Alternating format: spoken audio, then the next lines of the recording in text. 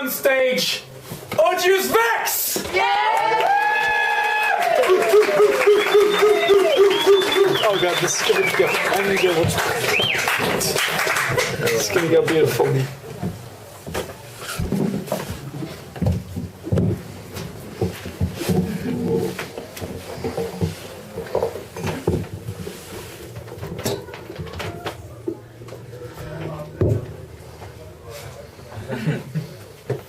My name is Odious Vex, and that is because I am a poet and I get vexed by things.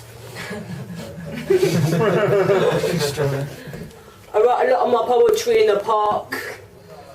My first poem for you is called Little Brown Duck.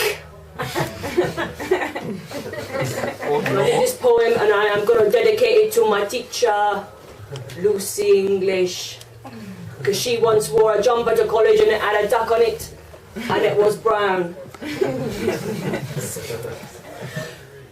Little brown duck, you are so cool, I bet you don't have to go to school.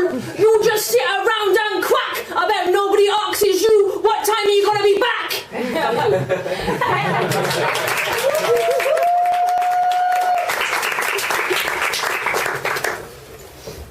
My next poem is called Lisa's Mum. For them that don't know it, Lisa broke up with me 3 weeks, 2 days and 4 hours. 5 hours ago. I was really upset about it, but then like the ed teacher said I could talk to my favourite teacher, Lucy English, anytime I liked, which I did until I was told that it was inappropriate for me to hang around Sainsbury's every night at 6 o'clock to help Lucy with her shopping and talk about Lisa. I've been like trying to talk to Lisa, but Lisa's mum has been like totally blocking me. So this poem is actually a series of emails that I wrote to Lisa's mum, pointing out the slander and lies she was like totally putting on me. It's called Lisa's Mum. I'm sorry, Mrs. Peebles, but when you said that Lisa was away on holiday, you was lying to me, because according to Facebook's, she was shopping in Primark with Kelly and Marie. I'm sorry, Mrs. Peebles. When I called round, you said Lisa was tucked up asleep because she was ill with a cough. But according to Instagram, she was watching Game of Thrones with a chocolate hobnob. The hobnob was half in the tea, half out. I'm sorry, Mrs. Peebles. When I phoned, you said Lisa was busy doing her homework at Marie's and so wasn't in. But according to Twitter, she was enjoying the sun with some bloke called Tim. Who the fuck is Tim? I'm sorry, Mrs. Peebles. When I texted you, you said Lisa was staying at her Auntie Val's in Stroud, but Marie showed me a Snapchat, which clearly showed a poster of One Direction in the background, which I have begged her to take down. I'm sorry, Mrs. Peebles, but I just want to talk to her. When you give someone an eternity ring, which means forever, you shouldn't give it away or put it on for a 30 quid reserve on eBay like Lisa did on Tuesday. I'm sorry, Mrs. Peebles. I hope Lisa is happy with Tim, but tell him she is well frigid, so he ain't gonna see no Quim. Thank you.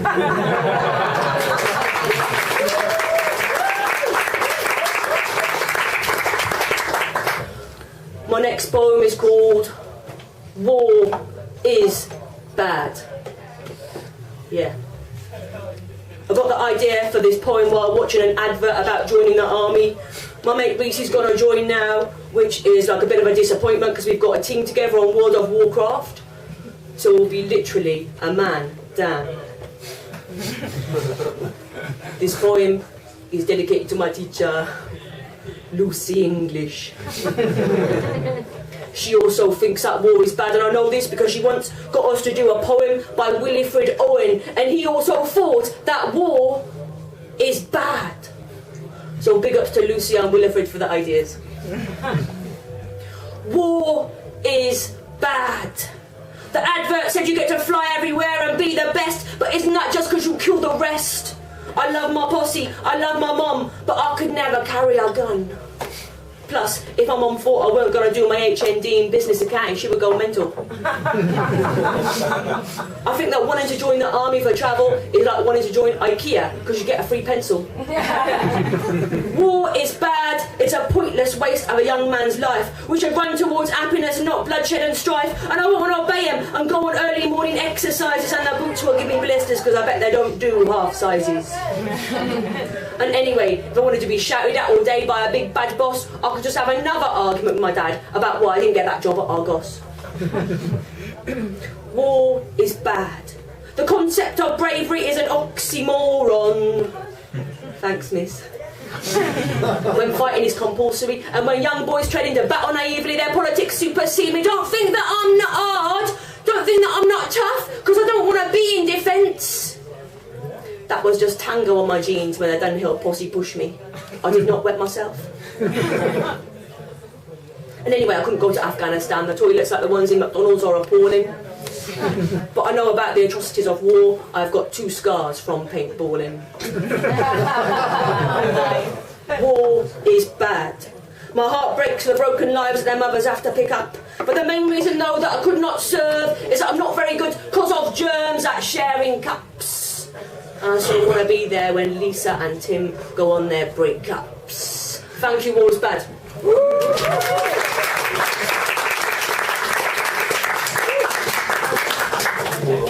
This is my last poem. It's called God Doesn't Exist. Yeah, man. And I wrote this poem because I'm a narcissist, which means I don't believe in God.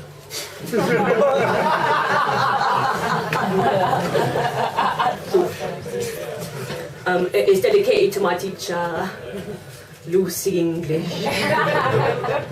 I'm not sure if Lucy also thinks this way, but I thought, you know, I do regularly go through her bag and stuff, like looking for ideas for my poetry, but all I found this week was some Snickers bars.